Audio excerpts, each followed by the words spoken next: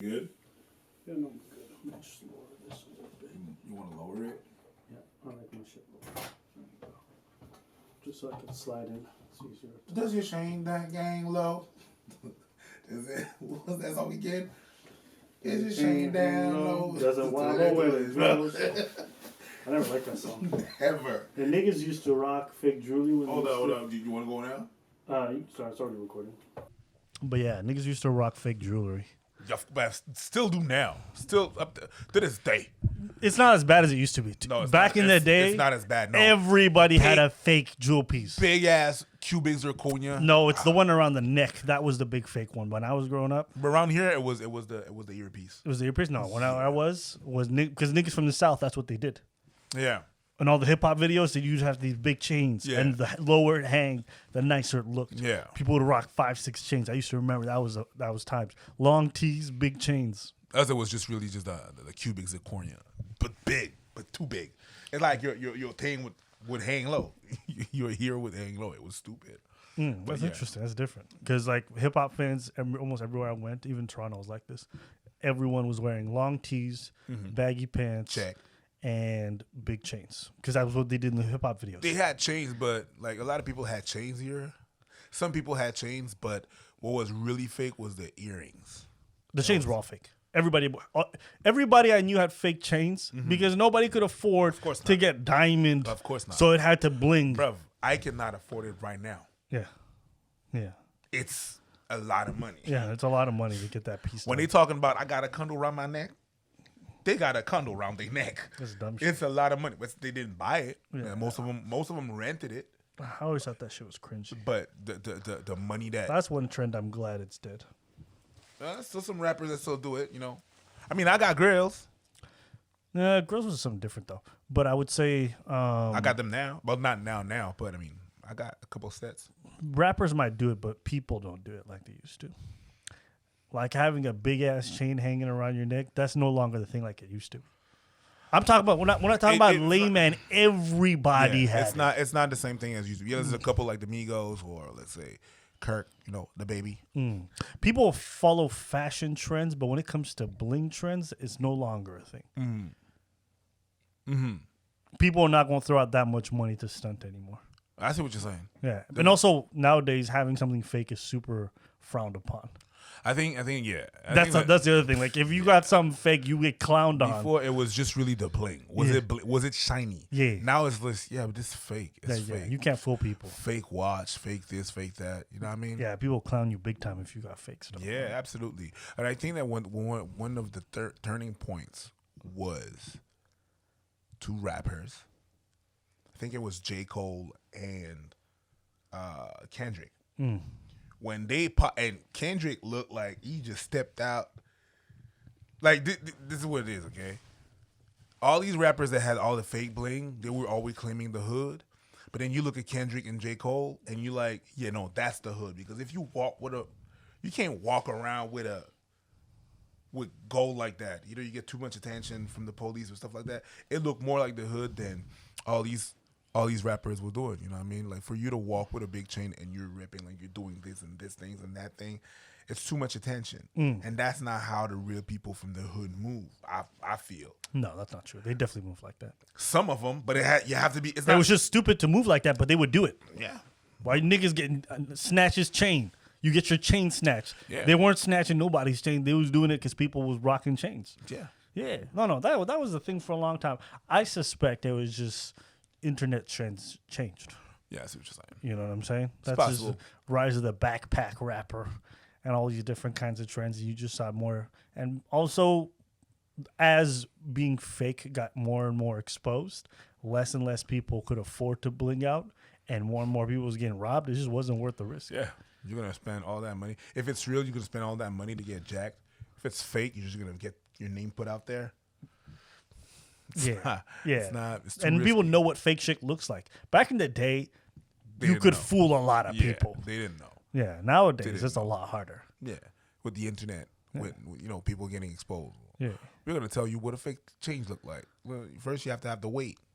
There's some I remember people was rocking some hollow shit. Yeah, it was just hollow. There was no weight to it. Bruv, I used to buy fake shoes. like off-brand shoes. There used to be like pop-up shops with like fake shoes. I didn't know the difference. Mikey's. It wasn't even like that. It would be very subtle. It would be very subtle fakes. That's like China fakes. Yeah. I'm talking about like shops that just randomly come up and they're like, "Oh, these are new bathing apes," and I was like, "Oh, I want some. I want one of those." Ass.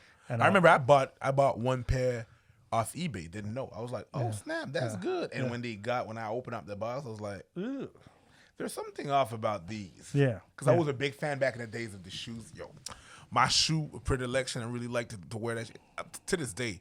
Like, I'm looking for some. It's the Goodyear high top Adidas, right? Those were my 10 years ago. That's my shit. I was looking for. That's your brand. Is it still your brand? I don't have a brand. No. I have different things I like in different brands. Really? Yes. Yeah. Like if I like, example, the Adidas. I like those shoes. I like what else I like in Adidas. It's not that much I like in Adidas, but no, Adidas, I like the Goodyear was my shoe. Then in Nike, the Air Max, I really like that. The Jordan 8s because it's just as a sentimental value because one of my cousins was the first pair of Jordan. Like he gave it to me. He gave the Jordan 8s, right? What else? I like Reeboks. The original Reebok. They're really. If it's a good looking shoe, I like Supras. Okay. Certain Supras. So it depends what the shoe look like. Like I'm not gonna be like a hardcore fan of one brand of shoe. Like there's certain things I like. I hated New Balance. But now there's a couple of New Balances. I'm like, oh, okay, and I own a pair of New Balance now. You know what I mean? So it really depends of what different shoes. I know. I noticed you an Adidas fan. I like Samba OG Sambas. That's it. That's all pretty much all I wear. Yes. Because I don't like having shoes for different occasions. I just like shoes that are versatile. Yes. Shoes I can dance in. Yeah. Shoes I can wear that look good. Yeah. And like for me, comfort and style go hand in hand. I will not sacrifice one for the other. I've been to too many night events where by the end of the night my feet are mangled and I'm pissed because for days it hurts. And I'm like, I'm tired of sacrificing my well-being to look good. That shit's over for me. Yeah. So I don't want to have to compromise too much on style, but I recognize there's just certain things I will not be able to achieve. I got like maybe one or two shoes for very specific occasions. Otherwise, it's just Samba's kind of strike that perfect balance. And we dance. And there's nothing worse than blowing out your favorite shoe. Yeah, absolutely. And I've blown through a couple shoes. Absolutely. And it became so frustrating. I just wanted a brand of shoes I could trust that would last and I could dance in. And Samba's from Adidas came through. It's like, I got a couple of shoes. I just like different style of shoes. So I bought recently Patrick Ewing shoes because again, that's one of the pairs that my cousin gave me. Right, like my cousin from New York. They were the representatives of style. Right, they from Queens, so it was brand new thing, brand new patent a year. So when they would just come to Canada with all this brand that we didn't have, because back in the days it was not like right now. If they had it, we probably never would have it. No, it's right now that we have Patrick Ewing shoes, but they've been having it. Yeah, when it comes to fashion items, it always comes out in the States well before, and it's everywhere. So there's a couple of shoes. I wouldn't spend that much money on shoes, but there's a couple of like Jordans. I wouldn't buy Jordans, but the 8s because there's a value to it. There's a sentimental value. I would. You know what I mean? But you do have to be comfortable in the shoes. That is something that I would like. If the shoes are not comfortable, that's your way. I don't need to walk in no uncomfortable shoes. Yeah, like it's just. But again, we also dance, and you never know when that shit gonna pop off. Yeah. And when I used to dance a lot more, which is pretty much every day, the shoes had to be danceable. Yeah, it's even same with my pants. Yes, my pants have to be danceable. Yeah, because so many times I fall in love with pants, dancing, rips at the seam, and there's a moment I'm like, oh, I have to let go. I have because I put them on top of my door. I think I have like 23 to 30 pair of pants on top of my door in my door of my closet. Right. That is they're ripped. I'm like, yeah, I'm gonna repair them. I never did. Right. But like, and they're done. And you fall, I know the feeling when you fall in love with a pair of pants. Like, that's my shit. Same thing with shoes. When they die on you, there's a sad moment there. Because I grow attached to whatever I wear. So Yeah, I see what you're saying. because I tend to wear them a lot. I'm not the type of person who cycles through a lot of clothes throughout the year. I don't buy a lot of new items. I try to fix items I have if I can. I like to. I'm not someone who likes to accumulate a lot of stuff. I've always hated that. I throw away shit if I have to, and I don't like to buy new clothes every year. That's what you're saying. Yeah. So Durability, comfort. Yeah. Those are the two main things. I gotta do Thinking of which, I have to go back home and do a Clear up. Yeah, I was starting to do that with my clothes. Like things I don't wear no more. Yeah. I have to give it away Yeah. to Salvation Army and stuff like that. Are you an impulsive buyer? No, because I don't buy a lot of shit. But when I like something, if I like something and I know I like it, I'm gonna buy it. I'm not an impulsive buyer, but I will if I know I need some new shoes, or I know what I have in my head that I'm gonna need. But I'm not an impulsive buyer. I buy what I need, and I got something with red shoes. If shoes are red and really popping, I really like that. Yeah. As a black man, that's a good color to pick. Yes, of course. Go to LA and wear red shoes. Dope. Go to Chicago, red. Yeah, no. It used to be like that in Montreal too, eh? Yeah, it was bad. So yeah, of course it's not all. And that's why all my shoes are not things that my girl don't know. Like I got traveling shoes. My traveling shoes are black. Why? Because I don't know. Sometimes I don't know where I'm gonna go and where I'm gonna end up, and if there's a rule or whatnot. And black is a pretty neutral color. When you travel, just try to draw as little attention to yourself as possible. Absolutely. You want to be a fly on the wall. Absolutely. You don't want to be the tourist that everyone can tell is a tourist. I got black shoes, and that's it. Yeah. When I travel, I try to just dress as inconspicuously as much as possible. Yeah. Simple clothing, simple everything. Just keep it moving. Yeah. Drop the watch. Drop a lot of jewelry. Yeah. That's a big ass watch. Yeah. I drop all of that. But for the same reason, I don't want to. It's pretty much it. You don't want to draw too much attention to yourself. If I'm in my hometown. It's all good, you know. But even in my hometown, I feel like I just don't want people to know my finances. I don't want people to know whatever my wealth might look like.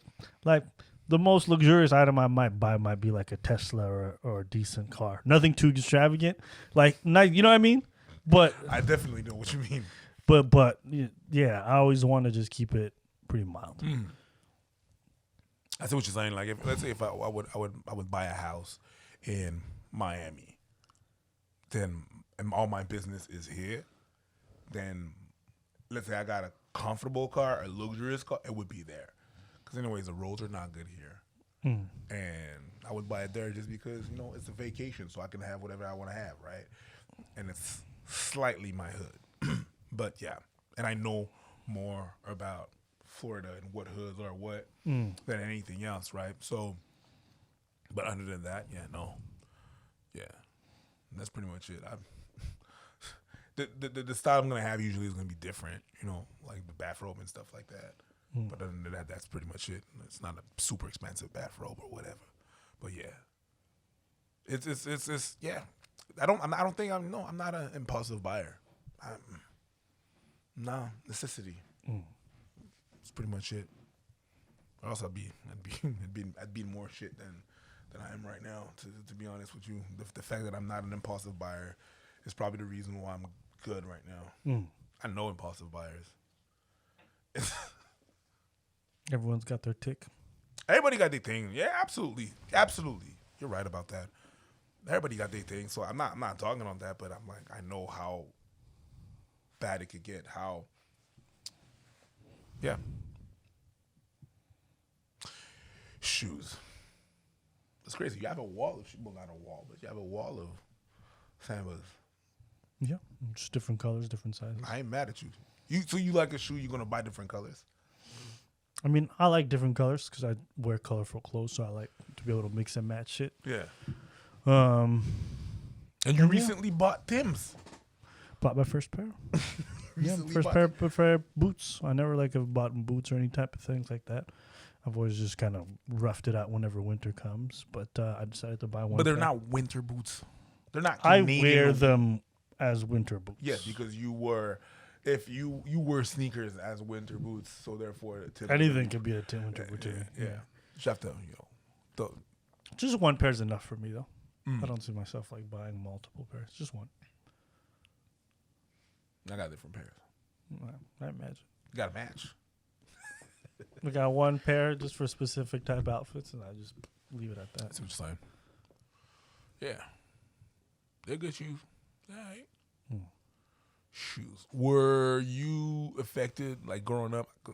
Because you were in Africa, and how's the shoe game over there? Was it that important? Did you have to? I mean, if you had good shoes, it's always a good thing over there, but it's not a big deal. It's like here too.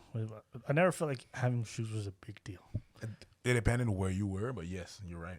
It's not a big deal.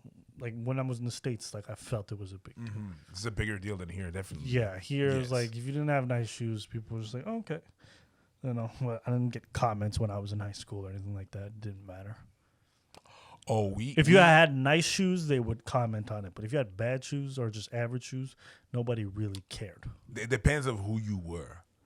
If people were already picking on you, because it was like whenever like the Doc Martens came out, that was a trend. There's this store that was always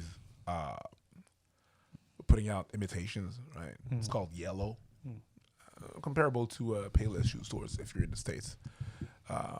And whenever everybody had the Reebok pumps, they had a pair that was similar. But that their sports shoe brand was System. If you had System, it was like the poor version of a Nike Air. It was not an air bubble. It was really just a plastic thing that looked like an air bubble. You know what I mean? Or stuff like that, or things that look like Tim's, or things that look like Doc Martens. So it was just. I heard some comments about the shoes. Yeah, you busted ass Systems. Because people had a certain attitude. If you had a certain attitude about something, they would bring you back to, hey, pipe down. You have Systems on your feet.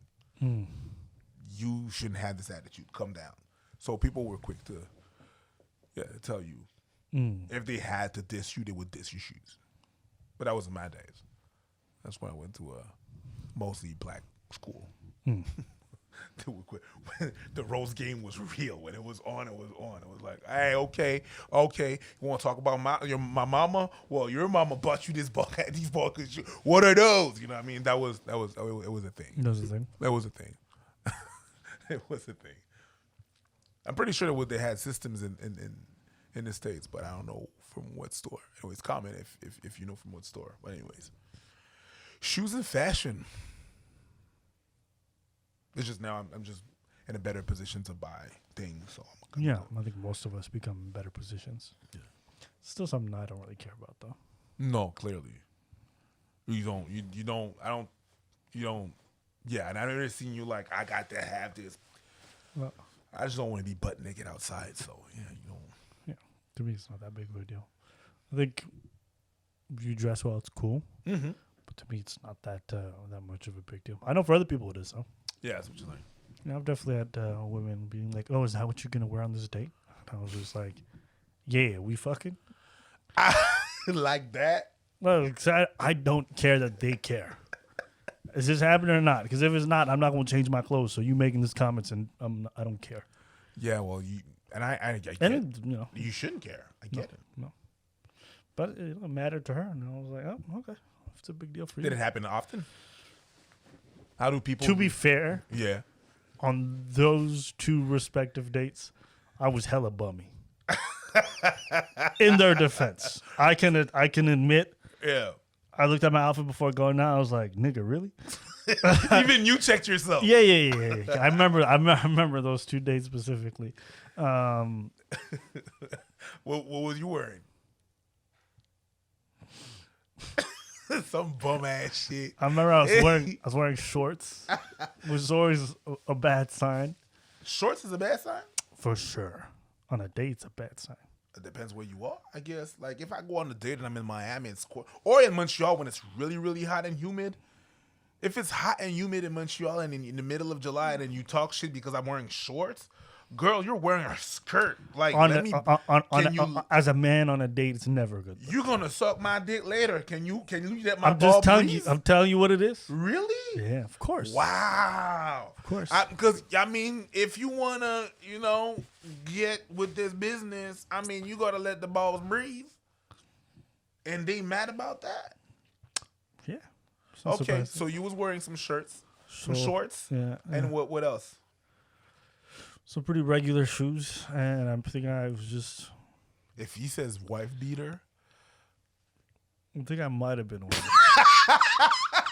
This is why I think I might have been wearing a tank top. Wow. I might have had a dress shirt over top, like an open one, but I'm pretty sure I can't remember. But I remember I was wearing shorts, and I remember it was a pretty average outfit.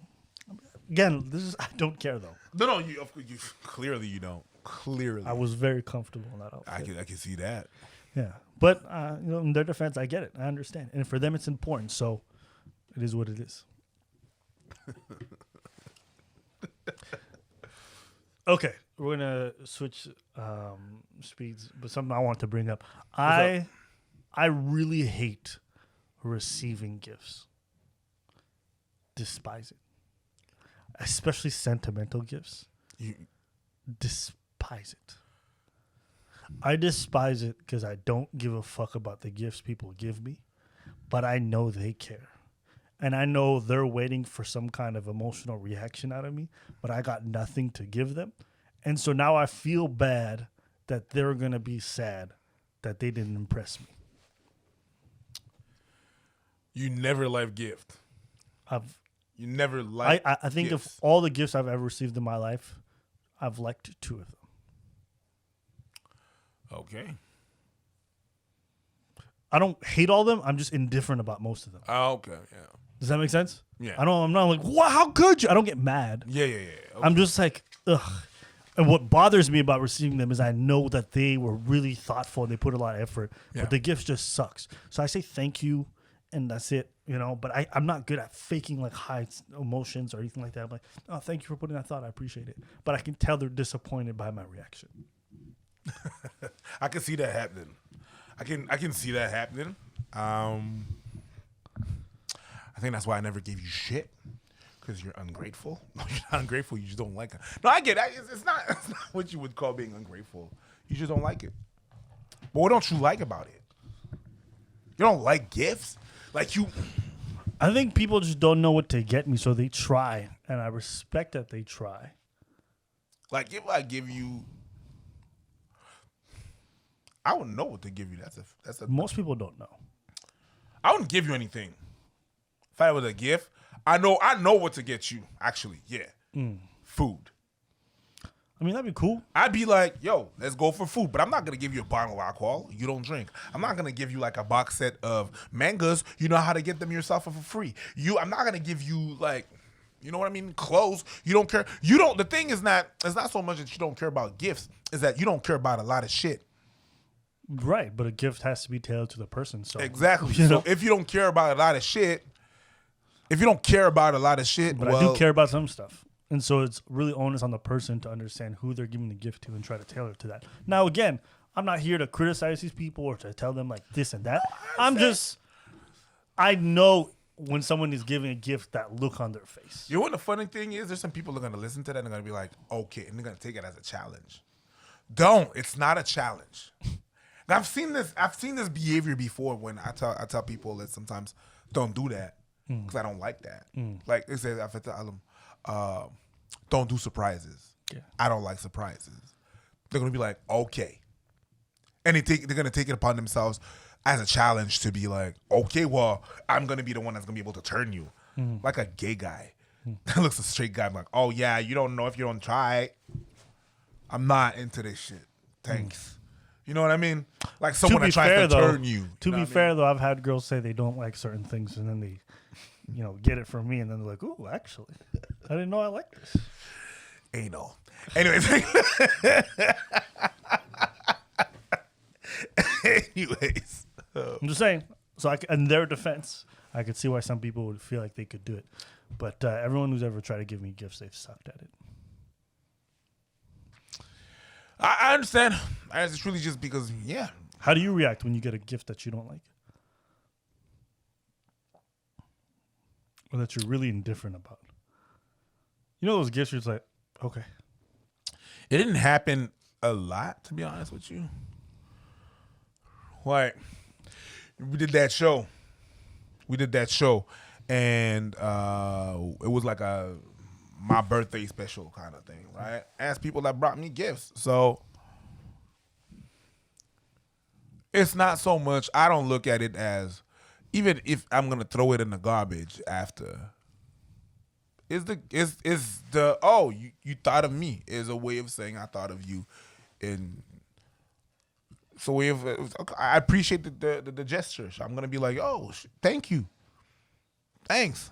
Yeah, I mean, I do the same thing, but I still see disappointment in them. Oh, well, that's their problem.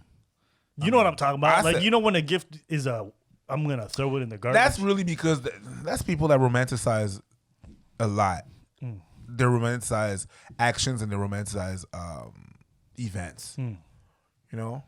You have to think positive. You have to put it out there. You know what I mean? And everything's going to be fine. And they're going to think that they're going to give you a gift and everything's going to be fine. But, I mean, no. I decide if the gift is fine or not, or if I like it or not. So when I receive it, I'm like, oh, okay, cool. Yeah. Like, oh, you don't like it? Better than in their head, they're like, oh, this is so cool. It's not cool. It's just. I actually mostly detest it from women I'm dating because they're naturally going to romanticize it. Yes. Yeah. That's what I'm talking about. Yeah. In the case of like friends and people like that, generally I'm like, if I'm just like, oh, thank you, that's good enough for them. They're not trying to get a big reaction out of me. But women definitely want to. Because your dudes, your guys, your friends, girls, your friends, they know you, and they know what type of person you are, and they know what kind of reaction is gonna be. You know when you do comedy and you do a room, and you read the room, and there's a laugh, but it's not a big laugh. But you're like, hold on, I've heard you not laugh to people that I know that are murdering this thing with their numbers, and you laugh. That is the most I'm gonna get out of you guys. So I'm gonna take that. That's a win, and that's a win, right? Because that's the most you're gonna laugh. That's the most we're gonna get out of you tonight, right? So your friends, they know you. And when let's say I give you a gift and I know how you are, and you're like, oh, shit, thanks. That's the most I'm going to get out of this. Is already good. It's you not saying, what the fuck is this? If I don't get Abba, if Abba doesn't say, what the fuck is this? And says, oh, cool, thanks, I guess. That's the most I'm going to get. Right. So I'm going to take, if as a friend, I know who you are. I know how you are. So I'm going to be like, oh, hey, cool. He's happy about it. He's ecstatic about it. Oh, cool. Thank you very much. Is the equivalent to someone else as oh my God, I can't believe you just. That's the equivalent. I see what you're saying. So people that don't know will be hella disappointed. And they're going to be like, oh, that's it. Like, I mean, yeah, that's it. You already got a reaction. I actually refuse to tell women my birthday when I'm dating them. I still don't know your birthday. So. Yeah, I refuse to tell them. I had one girl, she got so mad.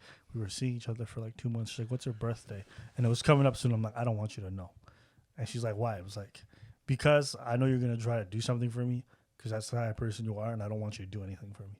She's like, no, I won't. And there was a smile that came on her face. And I was like, bitch, I just saw it in your face. You definitely gonna try. Why you lying? Yeah. Why the fuck you lying? Now, on one hand, you should tell the person you're dating these kinds of stuff. They should be able to know. But I knew she was gonna try to do something, and I just did not want her to do something.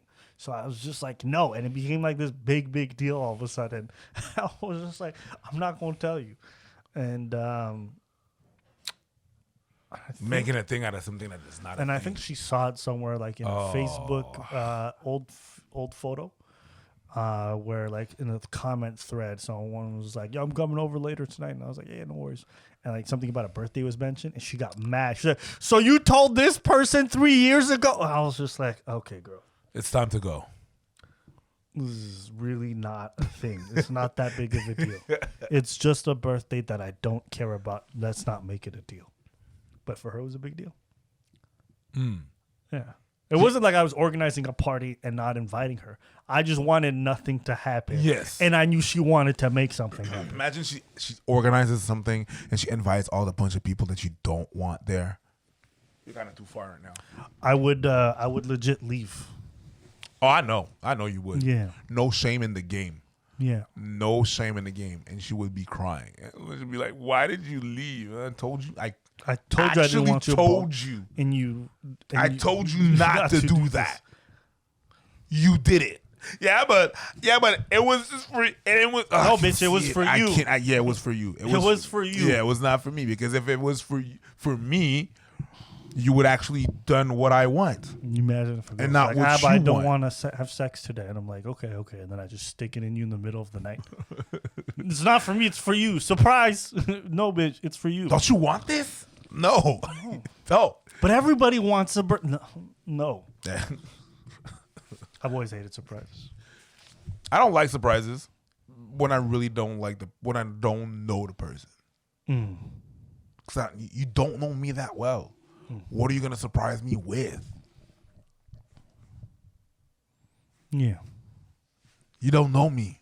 I know I get you. I get you a good rare. Other than that, I'd get you a good rare set of cigars.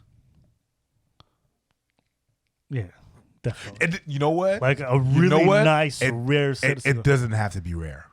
Do it just to go the extra mile. It just have to be good. But good, rare set of cigars. That's it. Yeah. The ones that you break out on a special occasion. Look at the spot of my face. Yeah. I'm actually a really good gift giver. I just don't do it often. You're not a good gift receiver because you don't care about a lot of shit. So me, the only thing I would get you is a real nice box of cookies. What qualifies someone? What qualifies someone as a good gift receiver? When they really like something. Like, you don't like receiving gifts, so that's not a good gift. No, I think most people give terrible gifts, therefore I don't like receiving them. No, but there's a lot of things that you don't give a shit about. Right, but that's your problem. That's not mine. That doesn't make me a bad receiver. No, absolutely. If you have peculiar taste and someone is not good at giving you gifts, doesn't mean that you're the problem. Yeah. I would get you I would get you this. I would get you unlimited pair of Sambas. Yeah, that'd be a dope gift. With a box of chocolate cookies. Chocolate chip. I mean, I wouldn't know about the last part, but I would definitely like the Sambas for sure. Chocolate chip is just the icing on the cake, because I know you like that sugar. Yeah, but I think the Sambas would be a good choice. Yeah, that's pretty much it. I mean, listen, there's ways to give, but you have to know the person. You have to know what they want. People don't know how to give gifts. They just give stuff that they like. I remember one time this girl wrote me this sentimental letter, and I didn't give a fuck. I'm not gonna lie to you. There's like this whole long letter about basically she masturbated on the piece of paper, and the thought was nice. I was like, but I could tell she wanted me to be like overwhelmed with emotions, and I was like, this is not what I'm into. I don't know. It's like me reading your emotions on a paper doesn't do anything for me. If you're giving a gift. If you're giving a gift because you want a reaction out of it, not to actually care for the person, you're not giving a gift because you're nice. You're doing business. Right. Because you're exchanging a gift with emotion that's going to make you feel better. Mm-hmm. Yeah, for sure. If you're just giving a gift because it's something you're feeling and you want to give it to the person, that's okay too, right? But just don't stare at me waiting for something to happen. That's it.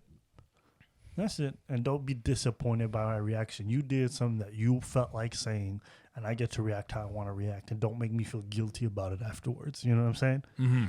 But anyways, I digress. This is just something I've always felt about people. But generally speaking, I feel like most people are not very good at doing gifts. Or sometimes when they give you a gift and they want you to open it right now. Yeah. It's like, yo, we're in a restaurant. There's going to be papers everywhere. It's going to be messy. No, I'm going to open it later. No, open it! What's the worst gift you ever received? What's the worst gift I've ever received?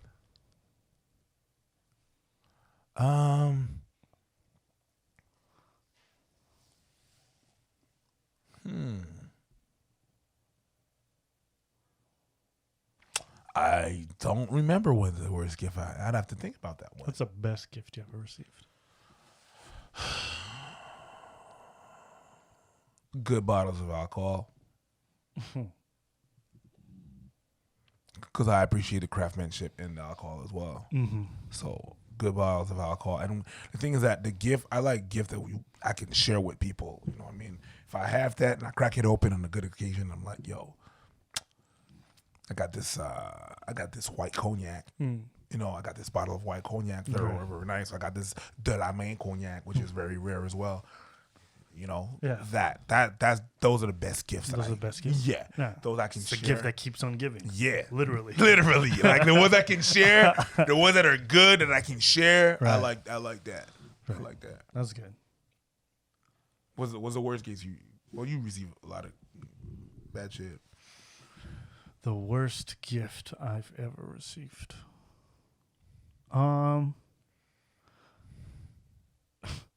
This one girl one time, she gave me two gifts. One of them was terrible. One of them was actually decent.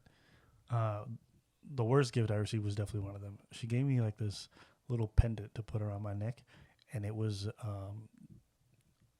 a map of Ottawa, like the outline Ottawa. But it was just before I was leaving town, and I was super excited to leave. And she's like, "Take a little piece of Ottawa with you," and I was like, "Bitch, I'm trying to forget this fucking place." So I remember Ottawa. I was just like, yeah, and I just left it in the box. What's around your neck? Lebanon, you, Haiti, you, Ottawa. I'm like, I'm not fucking giving this shitty ass city around my neck. Oh, Strangle me one day. that's funny. Right. So it's probably the worst one. The best one I ever received was a card holder. It was a card holder. It was like silver. Like you see my card holder with all my IDs, right? No. We pretty much use it all the time. But yeah, it's a card holder. It holds all my stuff. It's like this metal casing, and it's got my name engraved inside. And it was like just a random gift. I remember when I got it, but I was like, this is so dope. Super useful and really nice looking. Simple, effective, comfortable. It was great. It was the best gift. And I didn't even think I wanted one. So that was pretty impressive for me. Yeah, the gift that you don't know it's like when a DJ plays a song that you didn't know you wanted to hear. Yeah.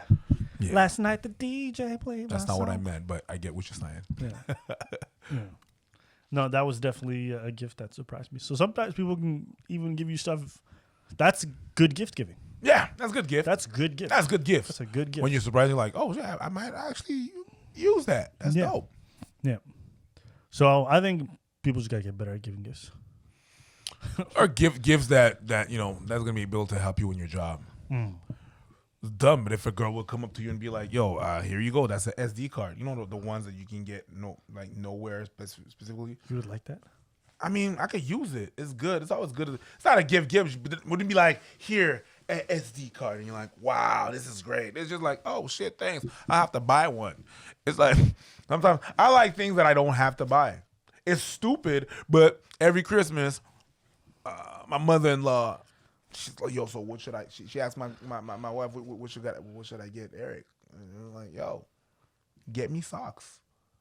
Don't be too complicated. I don't want to buy socks. I don't want to be stuck in a store fucking buy me black socks, a whole lot of them. If you buy them, so I don't have to buy them. Boom, socks. I ain't mad at that. See, if I can use it's dumb. I don't want to buy socks. Waste some time. Problem is, one time a girl bought me socks as a gift, and they were like funky looking socks. No. That's why I be specific. What kind of socks? Black. Just black. The blackest socks you can have. Black socks. That's it. Don't try to buy me some hoo funky with your face on it socks. That's not what I want. I don't want no socks with hot dogs on them. That's not the point. Yeah. Just buy me shit I don't want to buy. Right. Don't buy me shit I would never buy. No, I get you on that. This one time, this girl bought you socks. This girl, exactly. She didn't know you. Anyways, yeah, gift that I don't have to buy. It's great. So, what did you want to bring up today? Well, we're still stuck in this thing, man. I mean, I gotta admit one thing, bro. I gotta give it to you. Abba, you was right. About what? You was right about this whole thing. Abba has been saying that this thing was serious a long ass time ago. What thing? this old virus thing. Oh, the pandemic? Yeah, the pandemic. Now they're talking about closing it down till August 30th. It's going to go beyond that. For big events, when you was talking, I was just like, sure. But now I see everything going on. I'm like, whoa, okay. Goddamn, my dude was right. Yeah, it's gonna go beyond that. It's going to go beyond that because they can't afford to have huge gatherings, and people are going to be too reluctant unless a vaccine comes out within that time frame. I just don't see 4,000 people filing into a room to watch a show.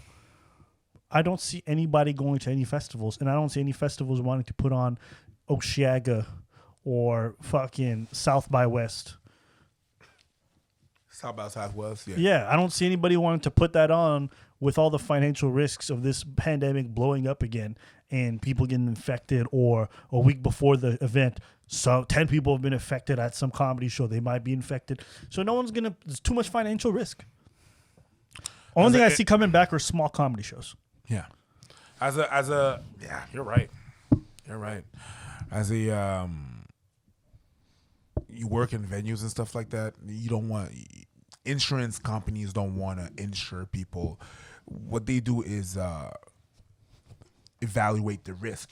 Right. And there's too much risk. You're right. There is. And they don't want, and they cannot afford a relapse. No.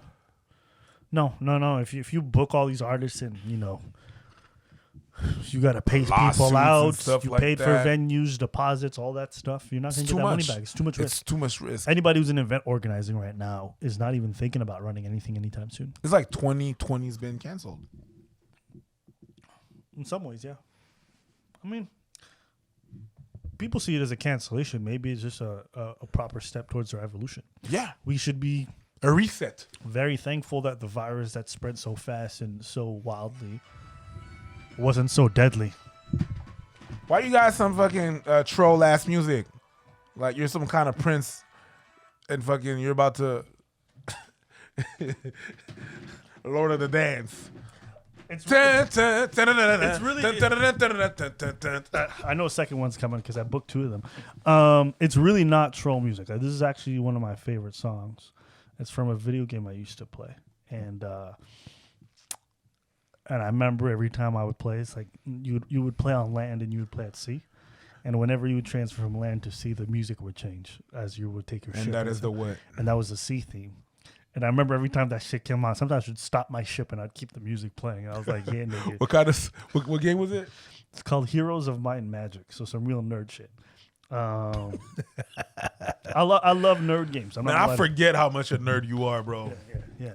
I forget. You know what the best part about being a nerd in this day and age? I'd always been an unabashful, unashamed nerd, but now it's cool to be one. Yes. But still, sometimes I get girls who are always like, "Oh, that's what you're into," and I'm like, "Yeah."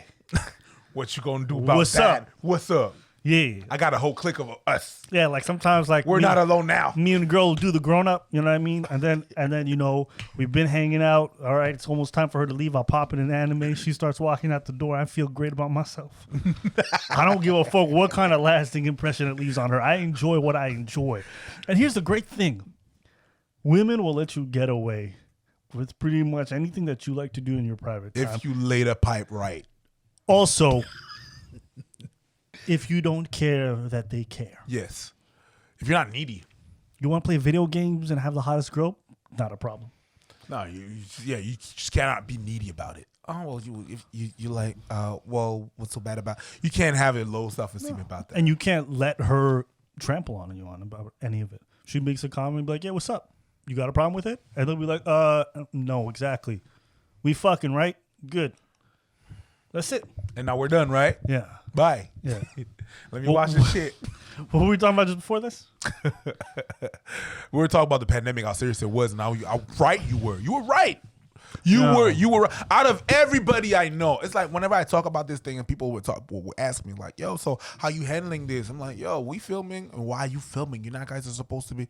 Listen, the guy I film with is like, I'm on week 4. This is our 4th week. We're about to go into the 4th week. You've a month and a half. Feels like it, yeah. Pretty much. This guy has been Like I think like the first week of like end of the first week of March. This is almost a month now for us. He's been there like a couple of days before us. Yeah. And I was one of the early ones to be like, well, as soon as they said we're thinking about locking down, we're locking down. Locking down. I was like, not going out no more. I was staying in. You know what I mean? Canceled all the shows. Cancel all the shows and everything and stuff. So And the shows canceled themselves. Yep. It was fun to watch happen. It was fun to watch happen. But, you know, like I said, I don't think it's a shutdown. I really do think it's probably we're very fortunate, like I was saying before, that this is a contagious virus that is not extremely deadly. Yeah. You know, you're talking about like, what if it had the murder rate of Ebola and it was just as contagious? We would be fucked right now. But we have the opportunity. Deadsville. Exactly. We would be really worse. And that shit did not discriminate by age. So, you know, we have an opportunity now to put the infrastructure in place to kind of fend off things like this in the future. And you can guarantee that most countries will put in all kinds of stringent measures in order to fight these kinds of things down the line. They have no choice because their economies are on the line. So I think for us, it's not necessarily a shutdown so much as it is an evolution. The good thing about Obama is that he warned us and nobody listened to him. Actually, when the Ebola thing broke out, he was like, yo, we have to work on that. We have to work on our pandemic response. I mean, he can say whatever. He can say he warned us, but his office didn't put any kind of measures in place. No. So you saying we have But to he work couldn't. on that? He couldn't. That's not true. You could do a lot of stuff as president. Okay, sure. You know what I mean? Saying someone couldn't do something when they had the ability to put Obamacare into place. Come on. You could put a lot of executive actions into place if you want to. Yeah, the reality is... You have to see what it took for him to put Obamacare on. Even when he took it, they try to put it down. Yeah. So, but I mean, Obamacare was something that was stringently opposed by Republicans. Something like this would not have been something that they would have been fighting because it's not part of their agenda. So him saying that, I don't buy into it. You didn't do any actions. At the end of the day, your country was ill prepared like everyone else. So anybody can say, we should have done this, we should have done that. Did you do it while you were in power? No, then shut the fuck up. Easy. Oh, that was simple. But yeah. How's the dating scene right now? Like now that everything is shut down. I don't think anybody knows what dating is like. It's like nobody's really dating. People talk to each other online. People are bored. People are lonely, for sure. Yeah, definitely had a lot of girls hit me up. Oh yeah, lonely. Yeah, you know, just saw an wanting increase? some attention. You saw some increase. Yeah, and people were like, listen, they know they need some skin-on-skin contact, and it's very normal. I'm mad at that. Yeah. One time a girl was like talking to me. She's like talking to me, and I was like, yo, what's up? Are you lonely right now? She's like, yeah. And I was like, oh, okay. Just straight up asked You call her quick. because she was asking me like all these 10 questions, and I was like, yo, this is too much talking. Like, are you just lonely? Are you high right now? You know that song? Hell yeah. Hell yeah. Fuck yeah. Fucking right. Oh, I was like, I know exactly what this is. Just say it. Yeah, okay, cool. Not a problem. I appreciate you too. So that was her problem, and I get it. These are tough times, but it's an opportunity for, you know, people to change some habits, figure out some new stuff, do some career pivots. Yeah, I don't think it's so much a cancel as it is an opportunity to recalibrate a lot of stuff. So I'm trying to be optimistic going forward. It's gonna take away. It's gonna last a long ass time. I don't know how people are gonna do, but it is gonna be what it is gonna be.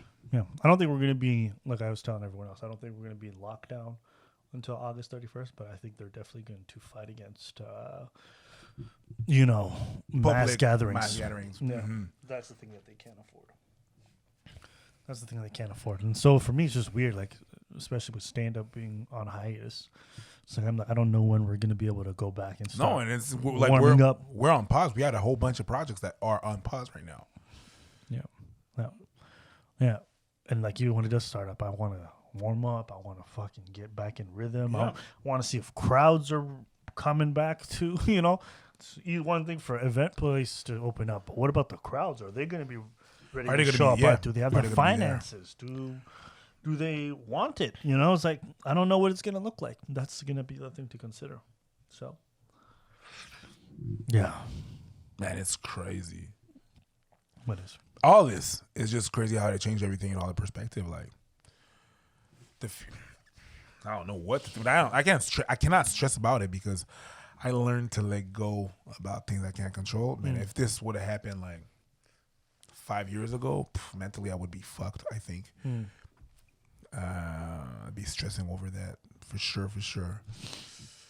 But I'm a better place now, and I can understand some people are not, and how fucked up it is.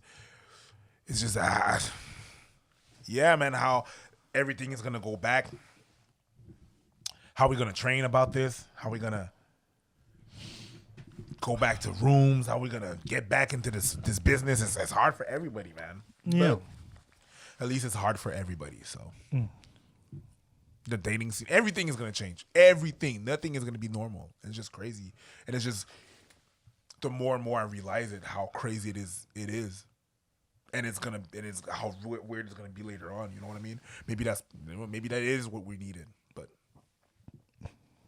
anyways, I guess we'll see. Right? How we're going to be able to make money after that? I don't know. It's just, it's a weird place. Not that it worries me, but I'm in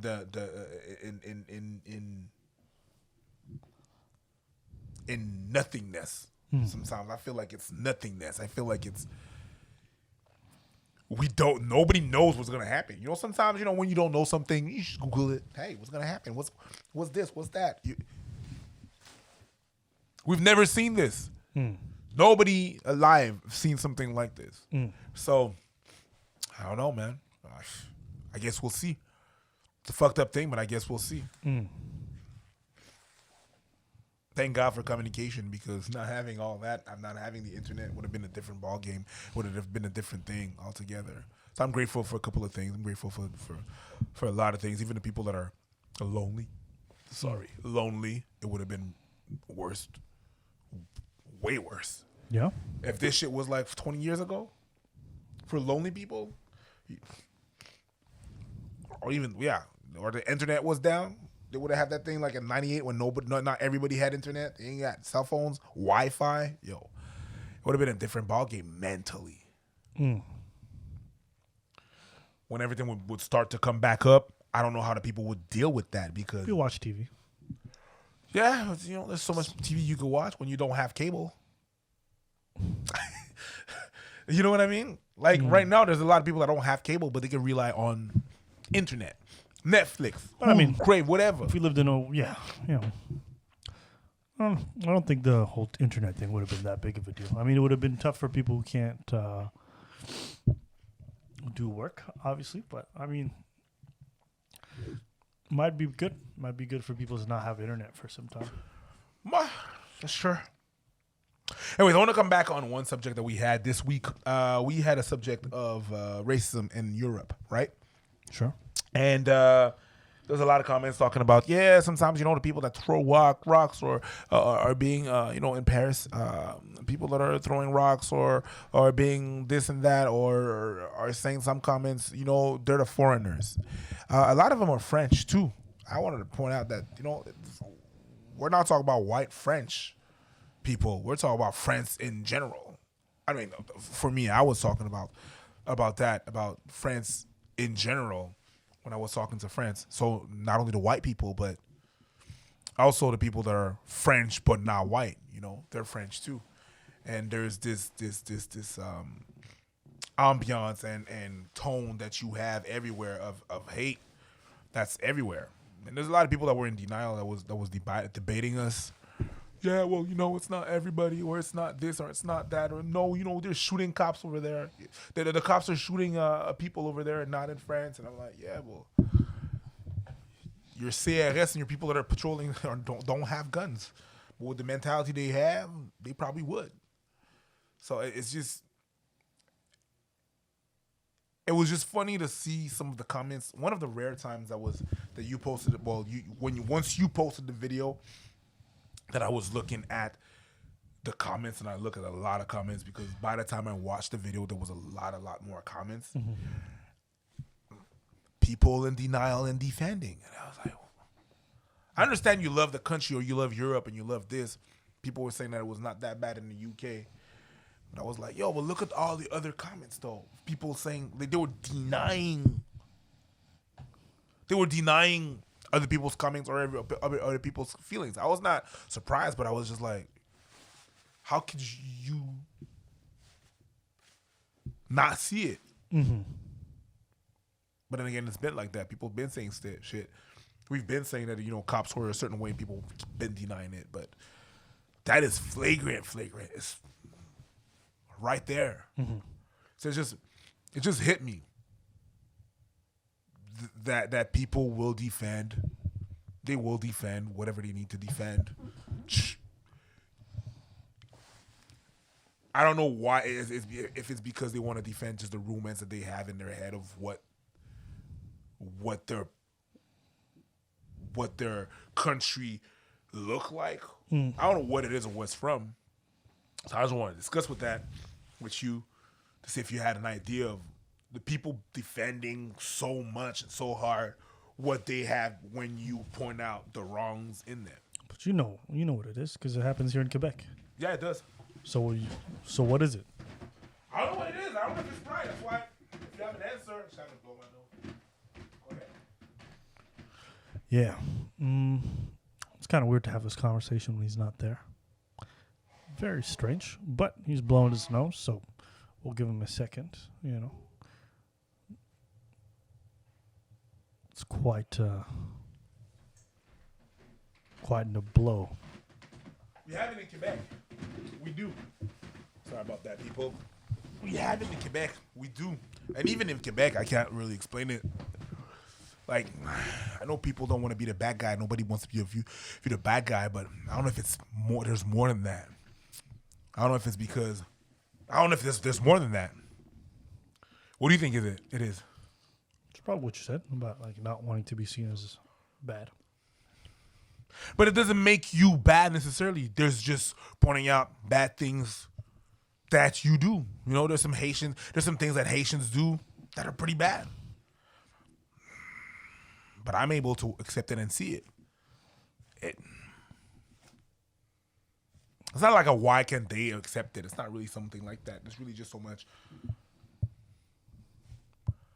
why I can't accept it and they can. It's just what makes it that some people are able to and some people don't want to see it. Like, we're not saying that they're bad people. We never said that. They won't that everybody was, because numerous times, and even you said it, it's not everybody, it's just some part of people. Some people are trash and this and that. But it's like they don't listen to that. Mm-hmm. It's right there. You said that. Mm-hmm. But they won't even acknowledge that. They won't even.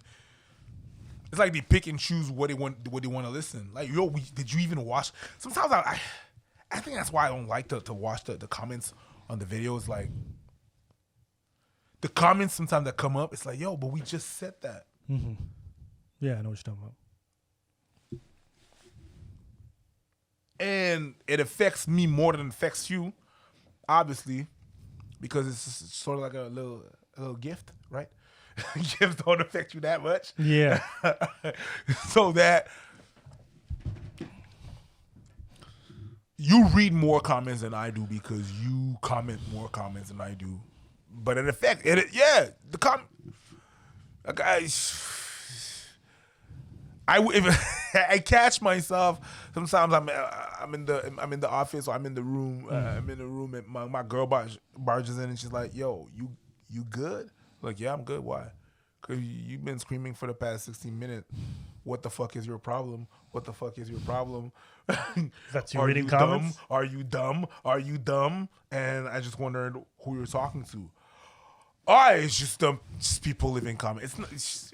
I don't even realize that I'm yelling at people. I'm like, yo, are you done? Just reading comments. Yeah. And I don't get. I'm like, yo, it's like people don't. How do you deal with that? I think I deal with it the same way I deal with compliments. I have to mentally tell myself that when someone compliments me, I roll it off my back. So when someone says something negative or stupid, I just try to roll it off my back. Does that make sense? Because I can't get mad at them for writing mean stuff or stupid shit. Because I don't get mad when they write good stuff. And I don't believe that anybody deserves to only receive the good in life. You get the good and the bad. Yeah. So if I accept that's part of the bargain, then at that point I have to just learn to kind of mentally distance myself from it and be like, it's part of the game. From the good. the bad Yeah, it's just part of the game. and you know, the dumb. But it's the dumb that gets me, man. people are dumb. You know what I mean? I don't know. It's like there's just a lot of dumb people out there. There's a lot of dumb people out there. There's a lot of dumb people out there who don't know they're dumb, which is probably the most dangerous thing. There's dumb people out there who know they're dumb. You know, I'm a relatively dumb person who knows he's relatively dumb. I know the limits of your capacities. Yes, much so. Absolutely. And so when someone far more competent than me shows up, I'm like, yep. Shut the fuck up. Carry on. Right? There's a whole bunch of topics where I'm just sitting in on conversations and I'm just there for the ride to watch. And that's okay. There's a lot of dumb people out there who don't know that. You try to have conversations with people about certain stuff. Yeah, 5G's killing us. What's 5G? Yeah. 5G's killing us. You ever seen that meme of like the guy who's like riding a bike with a stick? And then he sticks the fucking stick in the bike. He's like, fucking 5G. That's what that's like to me, you know? So I just try to not let any of that stuff get. Did you look into the 5G thing? I did. And what did you, let's talk about the 5G thing. What did you find out about the 5G? Listen. Because I didn't know what to think. I think anybody who can sit there and conclusively say that they know it's dangerous and all that stuff, they don't know what they're talking about. All right. So far, the science on it, though to some degree somewhat limited, is pretty conclusive on the fact that it's not dangerous. But more testing still needs to be done. Mm-hmm. To some. But all the preliminary checks and all the guidelines that they've set up, and they've been testing on it for quite some time, have indicated that it's safe. All right. But what do you got to say about them blocking it? Some countries are blocking it. Some countries are blocking it. Yeah, that's normal. I mean, listen, all the countries have different regulations. There's a bunch of stuff that's legal here that's blocked in another country. Doesn't mean that thing is necessarily dangerous. It's just different regulations for different places. Well, I looked into it. I looked into it and why countries are blocking it. And they're not blocking the 5G. They're blocking a company. Yeah. A Chinese company, Huawei. Right. They're blocking that company. So everything that's one of the things I was looking for. I was looking like, okay, yeah, but I've heard there was some countries that blocked it. Why did they block it then? Why? Why?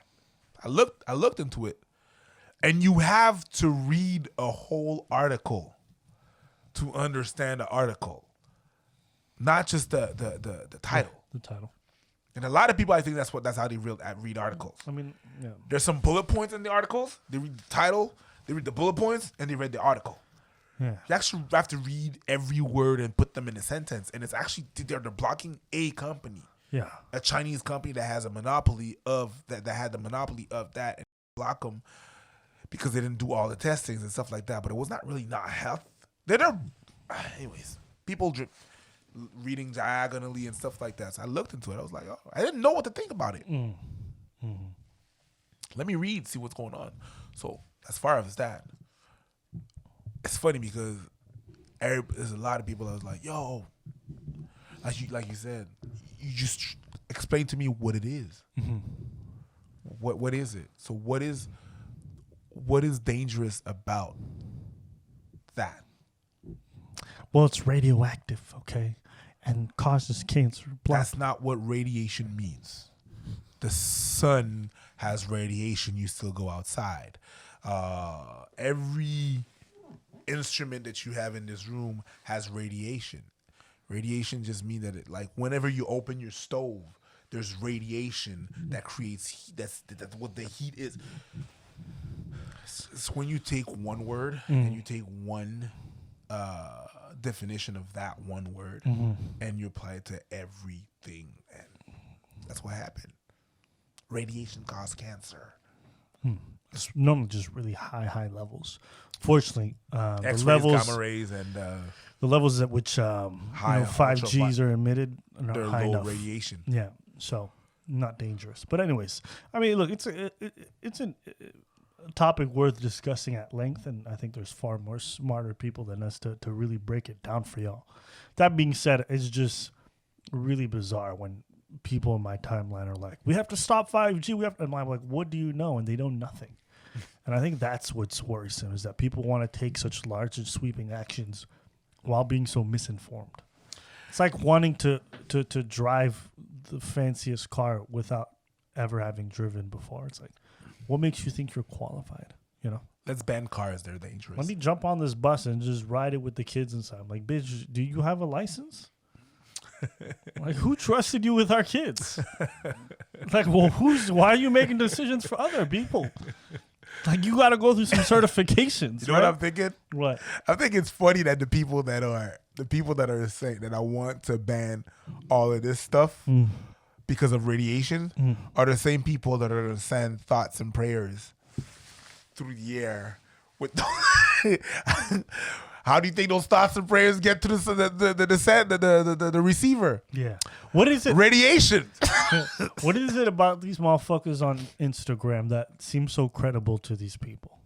You know, when you just see some Hotep looking nigga who's just like, you got a problem with Hotep people. Nah, it's just like he's always some dude with some funny hat, some black dude with a giant beard being like, so I work at this building, right? And I'm just like, nigga, whatever. What is it about? What do you do at the building? You know, he's always like, so there were security guards, and then there are the scientists and the researchers, and everybody else was told to go home. And they had armed guards because they were guarding them as they were testing out the 5G. I was like, okay. And people in the comments was like, yo. You saw that video. And I was just like, what is this? What am I watching right now? Yeah. And people in the comments like, man, this is some real... Are those kind of people credible, or are people just really wanting to believe? I think it's B. They want to believe because they're not credible. It's not because you work at a facility that you know what's going on. Right. It's not because you work in a school that you know what's going on. Right. You could be working in a school, but what are you? The principal, the teacher, the student? Mm-hmm. The maintenance guy. If you're the maintenance guy, you're not gonna know what happens in the classes. You're not gonna go to the meeting that happens with the staff and the principal. There's certain things that you're not gonna know. But you might think you know. If you might think you know because you're there. If you're a student, there's a lot of things that you're not gonna know. Bro, I work in that building. There's a lot of things that you're not gonna know. I'm in the offices. Even if you work in a hospital, doesn't mean that you know everything that's going on with the hospital. It's like somebody recently sent me this article, and they're like, man, they're categorizing all the deaths as COVID-19 deaths. The government is just blowing up all these numbers so that they can vaccinate us. It's all part of their plan to put microchips. And I was like, or maybe. I don't know. I'm just spitballing here. But before we go to the nuclear option, just maybe they don't want to do autopsies on people who are highly infectious. And so if they die at the hospital, they need to move them out quickly so they can liberate space, right? And if these bodies are infectious, they don't want to keep them around. Is it just possible that they don't want to do autopsies to confirm what killed them, and they'd rather make the number bigger than what it actually is in order to, one, have the public be as afraid as possible so that they act proper? Autopsy takes time, man. It does. It takes resources. It takes time, and what, man. You want to put your medical staff at risk? Which we don't have. We don't have time or the resources. Bro, they're throwing the bodies in body bags and burying them in We don't have time. But nobody can certainly, like, you guys never and I'm not saying that option's correct. I'm saying it's just a hypothesis. But then you go like, that's not how you troubleshoot. No. When your computer's not working, you're not gonna, well, we gotta change the whole computer. That's not, wait. Maybe. That's why it's written sometimes. Like if you look at your dryer or washer dryer, it's written, okay, if it doesn't work,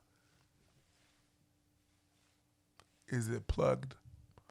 And you probably feel stupid reading that, but the number of times that you go somewhere, you're like, oh, it's not working. Well, I don't know, it's not plugged. You go with the thing that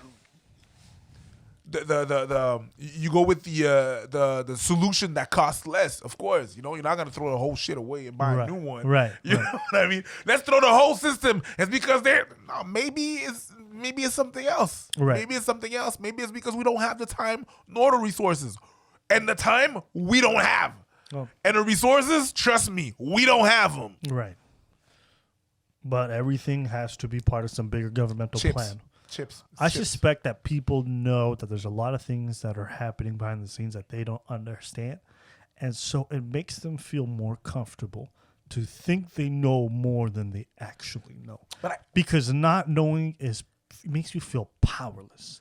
And it makes you feel small. But when you know, you feel like you're onto something bigger, that you are sharper than everyone else, that you're better in some weird way. But I think that's the basis of religion.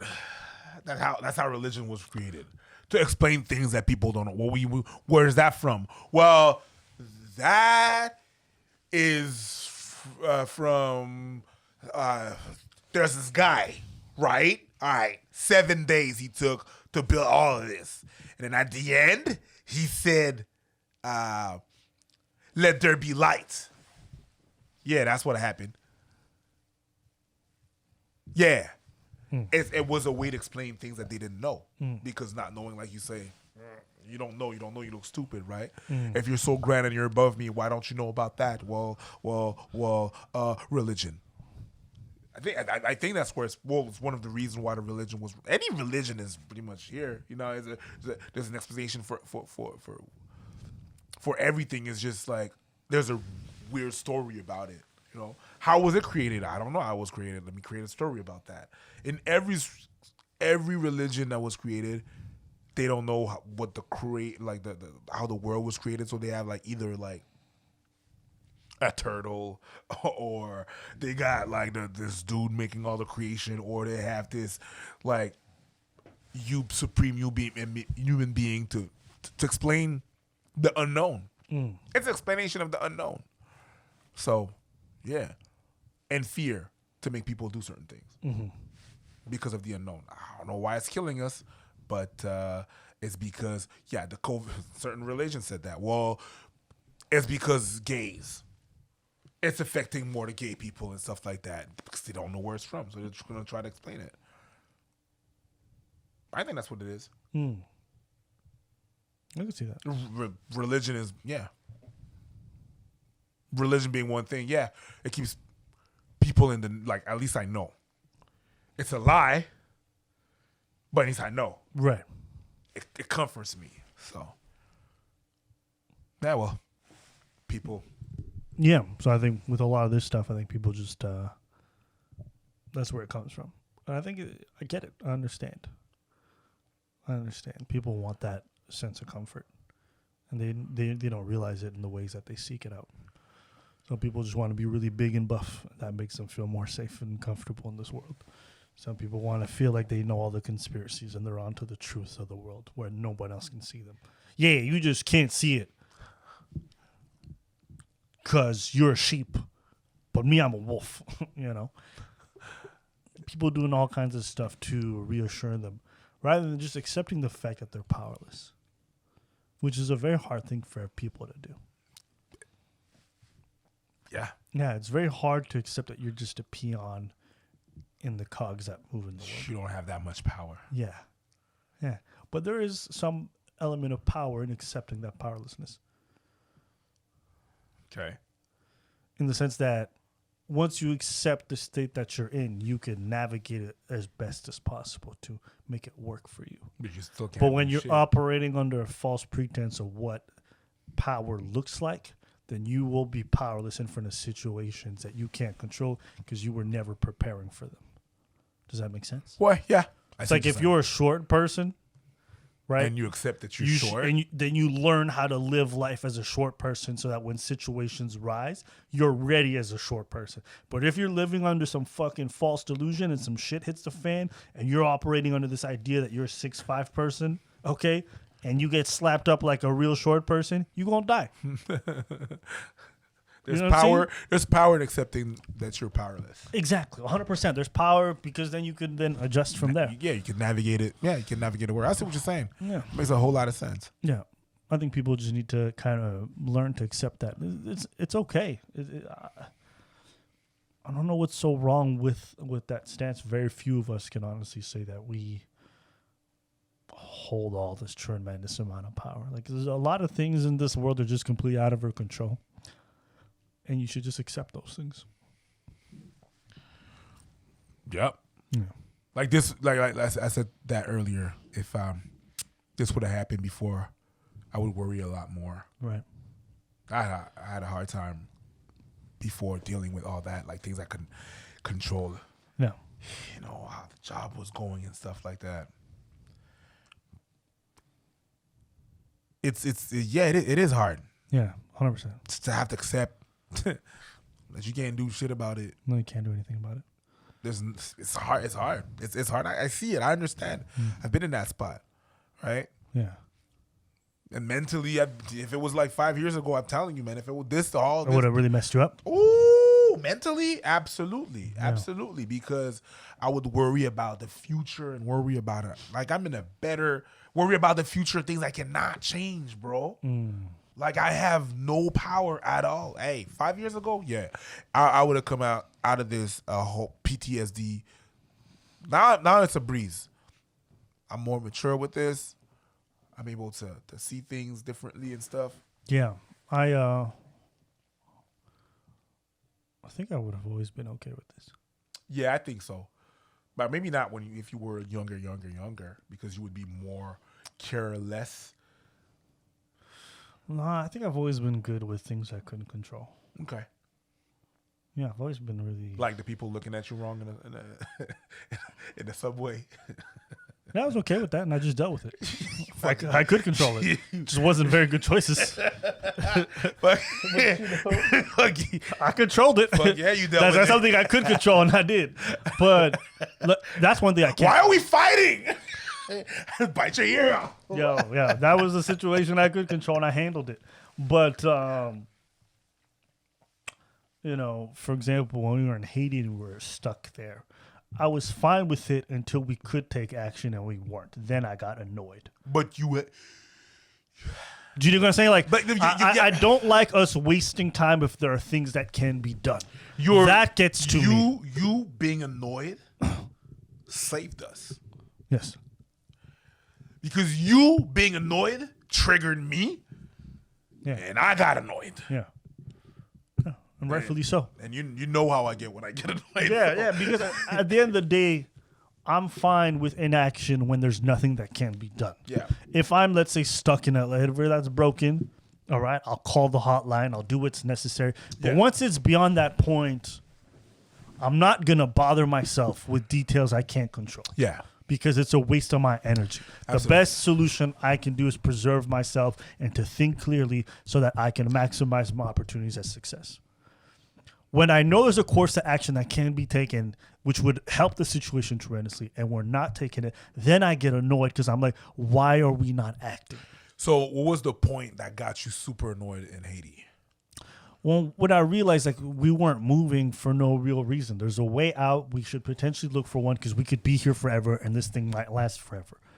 And these living situations, judging by the people around me, are going to deteriorate fast. So we want more risks of staying here than if we just left. Right? And in my consultation with some of the other people present, they felt similarly. So I was like, then let's get the fuck out of here. Because they were getting the fuck out. Yes. And so to me, and people had already gone the fuck out, like Mikaben. Oh, yeah, he left a whole lot of time ago. Right. And so my whole point being, so I was like, okay, this is stupid. Now this has gotten dumb. But, they were being overly cautious to the point where they thought they were making the right choice. And I'm like, But you know why? We know why they were being cautious. Because they were punks. Because they couldn't. They couldn't otherwise. They're not from that hood. No. And also, it's just like some people don't know how to act in times of crisis. Some people just like stand still. We'll wait for like people to save us. That's some people's attitude. Do nothing and just stay away from everything. I get that. That might be your actual death. Yeah. Yeah, well, listen, you have to weigh the pros and cons. I would have been much finer with us going out there and dying out there than us staying there and potentially dying in there. Yeah. Do you dig what I'm saying? Yeah. So for me, it was just like the uncertainty of being in this place is just as high. This situation could get drastically worse. Yeah. So, yeah, I just think for me, I'm pretty much generally good with situations I can't control. So, my friends been hitting me up throughout this whole thing, and they're like, "How you doing?" I'm like, "Listen, I'm doing all right. It's not the best situation, but whatever. It's like I'm not gonna die. I could live in this situation for years. I could. Mm-hmm. It wouldn't be great. I'm gonna suffer, and listen, part of being good with situations you can't control is accepting the state that you're in. Yeah. I'm not in denial. I'm not a delusional person. When something affects me, I'm very cognizant of the fact that it's affecting me. Yeah. But I think what helps me cope is understanding that I will get through this. And great song. And once I accept that and I understand that these things do pass, then I'm just like, all right, then just be patient.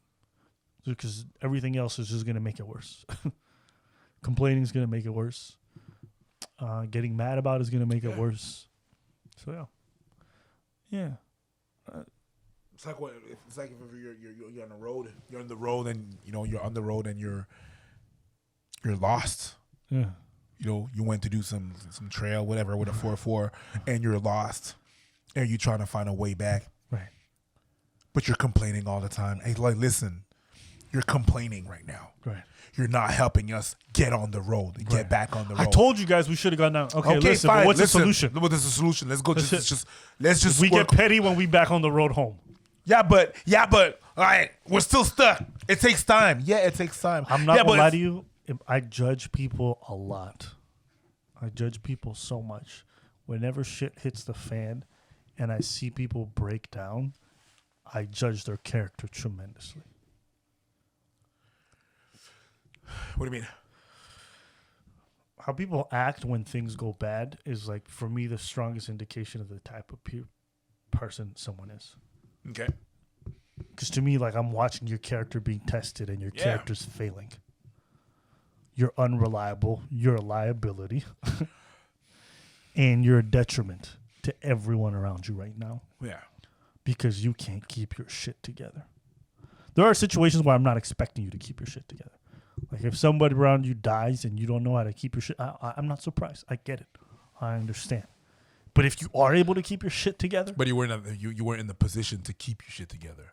You're in that position because in that position you're supposed to keep your shit together. I don't get it. When we were in Haiti, and they were not doing anything, and the big boss was en décomposition, not giving us information, staying in the room and stuff like that. Right. You're in a position where you're supposed to keep your shit together. You're in a position where you're supposed to. Yeah. Okay, this is what we're gonna do. But a lot of people who are in those kind of positions don't necessarily need to be them, because again, if anything, like I said this before, but this pandemic has exposed that people are very soft, because we're pretty much in the best conditions for any kind of crisis. Fair. And people are losing their shit. Absolutely. Right, and it just exposes the fact that as a society, people are soft. Because in countries where they're hardened by crisis, something like this is a walk in the park. When there's crisis after crisis after crisis after crisis. Yeah. Yeah. Yeah, this is a walk in the park for some people. That's a reality. That's a Tuesday night. Yeah, so for me, this is not like a real crisis to me. Like, I understand it's a serious situation, but the steps I have to take do not cause me to have tremendous amount of stress, right? I get that for other people, that's a different thing, but for me, it's okay. When something happens that's really bad and people break down or they don't know how to handle it or they start to panic, it is so amazing. You know what the best part is? Is like you see people take action and you see people follow, and it's unbelievable how unofficially leaders are established and followers are established. There's no conversation that happens. Someone just starts saying shit and people know to follow that authority. You make me think of Haiti. Yeah. That's what happened in Haiti. Yeah. You start to act and move with like conviction, and people are naturally drawn to it because they understand their place in this hierarchy. Exactly what happened in Haiti, bro. Yeah. That's exactly what happened. Yeah. It's funny how the whole thing was supposed to protect us. Right. But then at the end, we were the ones on the front car. Right. Yeah. Because we understood that shit needs to just get done. Even the people that decided to leave before we decided to leave, Right. who were behind us, Right. which is fine. Which is fine. But I love how hierarchies like that are created. It's just interesting to me that instinctively humans already know. You should be the leader. That's the animal side. I think that's the animal side. When the alpha comes out, Yeah. the real alpha, not the showmanship of the alpha, everything that's fake and everything. It's not because you have big muscles and everything and stuff that you're necessarily alpha. But when the real alpha, there was bigger motherfuckers than us in that, and it ain't got nothing to do with that. I think that's an animal in us. Yeah. And when the situation arises and who acts and talks a certain way. Yeah. So I'll give you another example. I was in Brazil, and obviously it was Carnival when I was there, and a whole bunch of stuff was popping off. And the person I was with was a Brazilian native. And I remember when shit would pop off, I was like, all right, we're going here, we're going here, we're going there. She would just be like, sometime at one point, like we were in a huge crowd, and things looked like they were going a little bit south. Yeah. And I told her, all right, this is what we're doing. And she just followed me. And I remember like halfway through, I'm like, this girl's a native and I'm telling her what to do. You live here. But I just understood how to handle this situation. And so she followed me naturally because she recognized I was moving somewhere. And we cut through the crowd very fast because I know how to move my way through crowds. And it was a natural process. I've had that happen in groups as well. It's like when I know I need to assert myself and like, all right, this is what the game plan is. I've been lost with people in like some bad places. I'm like, this is what we're going to do. We're going to go up here this way because I saw this monument on the way there. And everyone's like, all right, we're doing this. And there are no questions. I've literally, whenever I've had to take control of situations, I've never had my choices questioned. Never. Same. Same. We saw that. Yeah. We saw that. I think, and the Haiti trip, changed a lot of things in the group. Defined a lot of things in the group. And it brought a lot of lights to who we were and how we work. You know what I understand? Like out of a lot of people I know, there's not a lot of people that would be stuck in a situation where we were stuck in Haiti. You understand? I know I could count on you. And I think that's where our relationship shifted. Because I knew, okay, this motherfucker's down for whatever. That's what I told you earlier. In a crisis, you see what someone's character is like. Yeah. And it really cements in your mind what kind of person that person like, is. If I got to move a certain way, I know who I can rely on. I know who I could be like, yo, bruv, we're doing this, and that. Yeah. What you think? Yeah. Well, I think that's okay move, but let's do that then. And then we could move. You know what I mean? No. We could talk and stuff like that. We could. Yeah. At some point, it's like, I didn't want nobody else to talk to me other than you. I was like, yo, I'm not listening to none of y'all. Because you know how fickle it is. Oh, yeah. That's when what happened was, because at some point, when we got out of there, you calmed down. And I was super pissed because I was like, yo, it was not a thing. It's like I felt like they were not the ones that was about to protect us. No. And everything that was said was a lie. Right. Everything was a lie. Our benefactors weren't actually our benefactors. They were our liabilities. Yeah, I was lied the whole way through. Yeah. I felt betrayed. Listen, and in my head, I was like, yo, the only person that can talk to me right now is this dude. If he's not moving his lips, pause, I'm not listening to nothing. And there was a point, and you know what I'm talking about. Yeah. You were the only one I was listening to. Yeah, we're gonna do this. Fuck you. We're gonna do nothing that you say. Yeah. Okay? Cause So I was pissed. Yeah. No, I get you. I was pissed. I get you, man. I felt lied, betrayed, fucking bamboozled. It was all of that. You know, I think it's also because I don't have high expectations of people during a crisis because I'm just so used to seeing people falter that I wasn't surprised, nor was I expecting anything more. And good for you. You know, And my bad on that. no, it's okay. It's okay. I think I'm used to seeing people crumble, and I think that's why I became such a good judge of character, because I've always been able to tell what kind of people I can count on when shit goes bad, and those are the people I surround myself with. But that's what I was pissed off about. Because usually I'm like, I don't trust these motherfuckers. I think that's also another reason why I don't have female friends. Because I'm mad at you. I'm mad at you. Because to be honest, most women I know, like Alpha's one of the few girls I know who I could probably. I said before. Yeah. Alpha's one cool dude. Alpha is something else. But when shit goes south, women break down very fast. Which is why they don't like having females in the military on front lines roles, because it lowers everyone else's morale when women break down. It's a good weapon for the enemy. What women tears is a good weapon for the enemy against. Yeah, for sure. Yeah, no, it is a bad thing. I've seen what happens, like even on my platoon when we were 60 guys and there was like 2 women with us. When the women weren't doing well, you saw everyone try to be a captain, save a hoe, and it really fucked the whole group dynamic.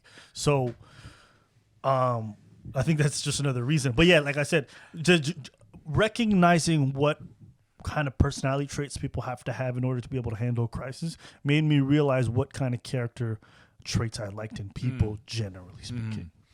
Yeah, I see what you're saying. And the thing is, I got pissed.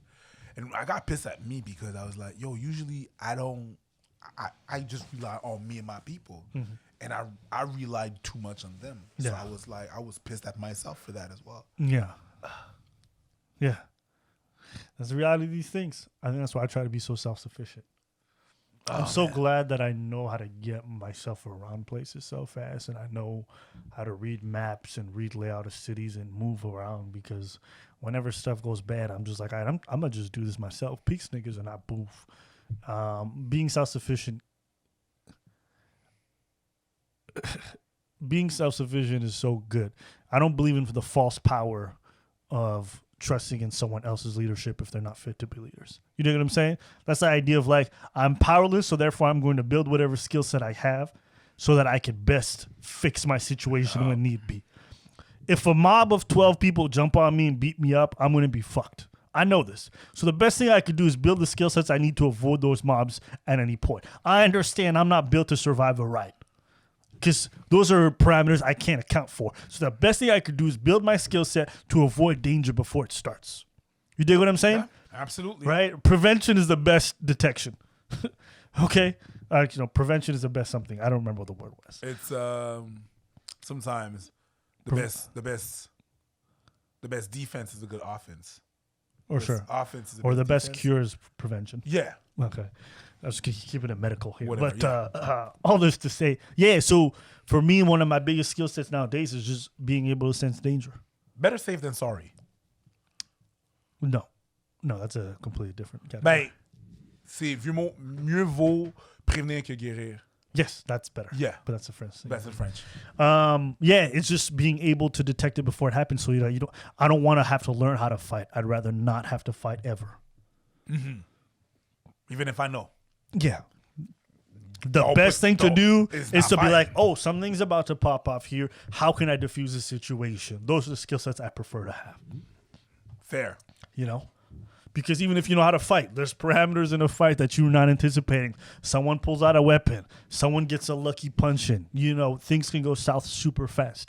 And so for me, that skill set has been way better for my self-preservation. So again, it's all those little things that I've come to realize about my powerlessness, that I'm like, all right, if I know I'm powerless in all these areas, where can I strengthen myself in order to give myself the best chance? Yeah, at the end of the day, I just tell people I'm not someone who gets caught up on ego or what is the best choice.